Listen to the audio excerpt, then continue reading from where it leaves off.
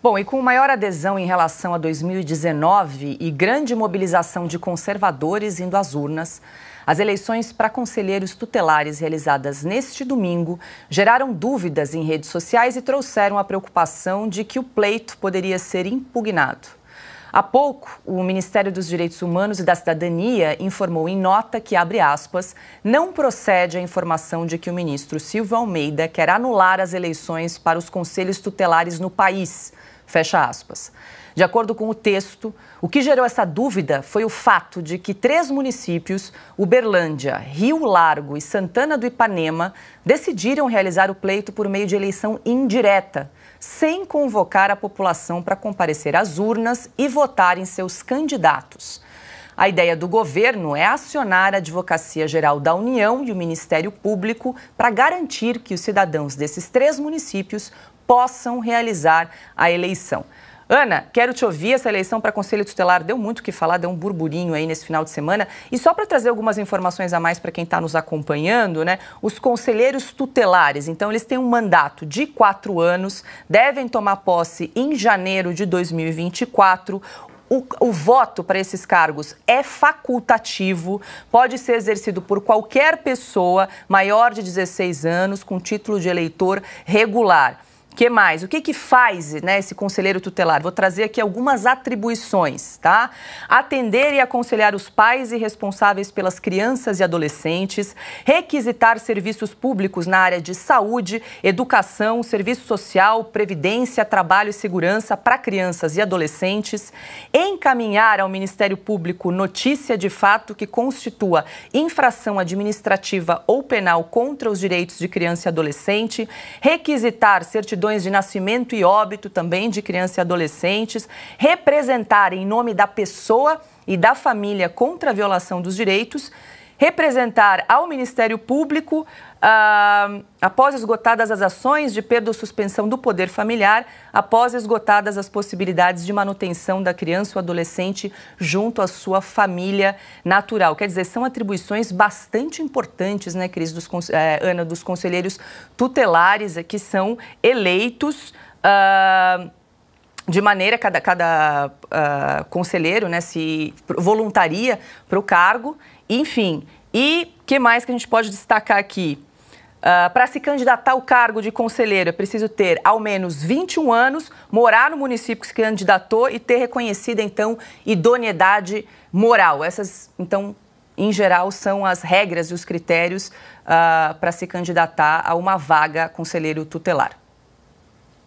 Excelentes informações, Paula. Excelentes informações. São ações seríssimas e acho que o que nós podemos mostrar dessa história toda, primeiro que eu gostaria de fazer uma comparação, sim, com as políticas e como eleições funcionam aqui nos Estados Unidos, porque isso que aconteceu nesse final de semana no Brasil é uma vertente do que acontece aqui nos Estados Unidos. Os americanos aqui, os cidadãos, pais, enfim, todos aqueles que querem atuar na política pensando nas ações cotidianas, eles se preocupam muito pouco com o presidente que está em exercício em Washington, mas se preocupam muito mais exatamente com isso, com os conselhos tutelares, com as eleições, porque aqui, até no distrito escolar, né, de onde você mora, a eleição para o presidente desse distrito escolar também consta na cédula, mas esse é um caminho longo para a gente.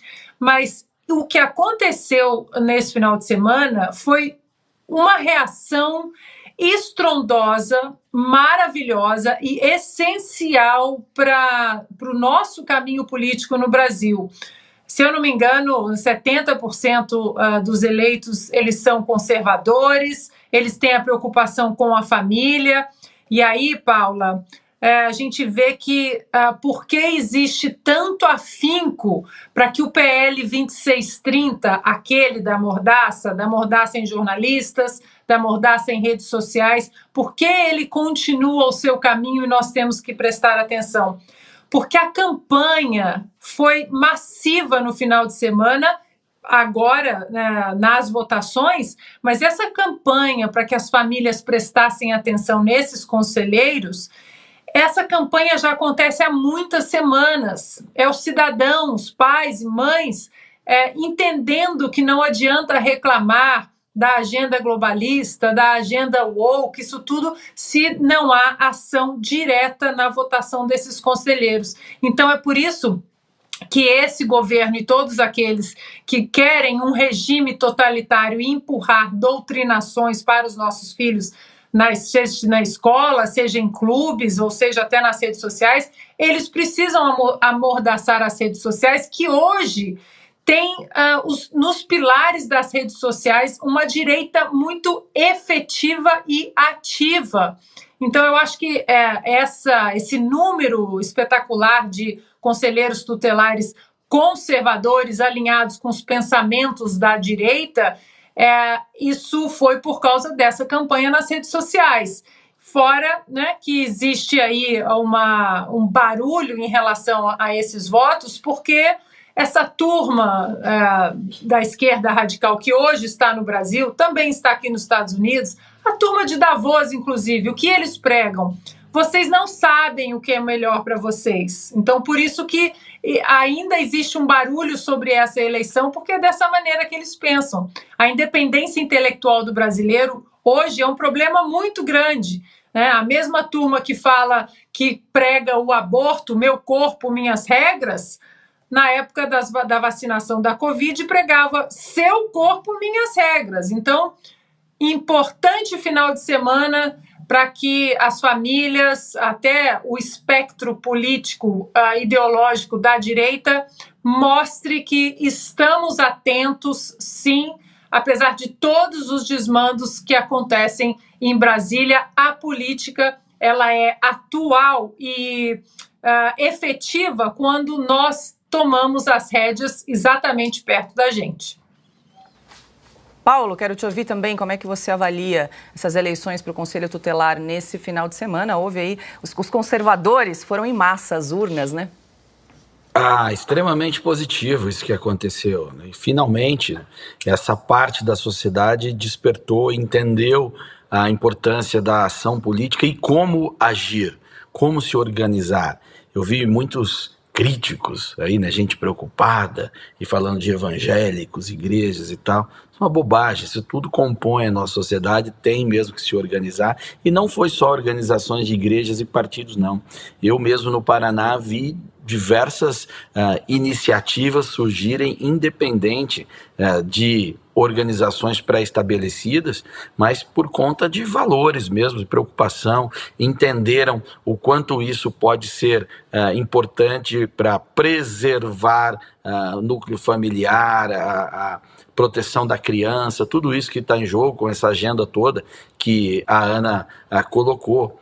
E a esquerda se desespera com isso, porque percebe que a direita encontrou qual que é o atalho que a esquerda criou para ocupar instâncias do Estado e o exercício de poder.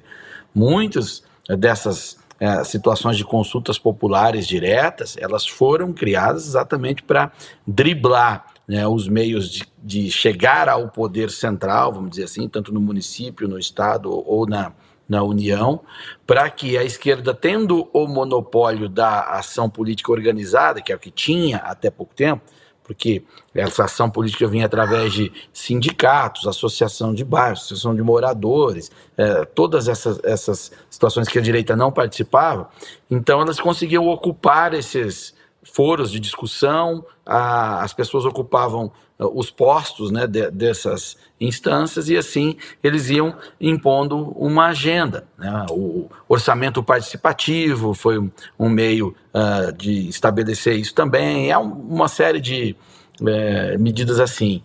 E agora que os conservadores, que antes nem sabiam o que era, agora as pessoas sabem o que são, sou conservador, tenho os seus valores, não tem medo de assumir o que é isso, de fazer essa defesa, passa a se organizar e vão certamente ter sucesso nessas eleições, nessa ocupação aí dessas instâncias, porque é a maioria do povo brasileiro que compactua desses valores, é assim. Então eu vejo com muito bons olhos, aliás, fiquei muito feliz, porque sempre sonhei com esse tipo de ação política super necessária, e ela finalmente aconteceu, e essa foi só a primeira, viu, turminha dos direitos humanos e pano vermelho, né, que de direitos humanos não tem nada, é só a primeira, tá? Nós vamos ficar muito mais fortes ainda, com toda certeza.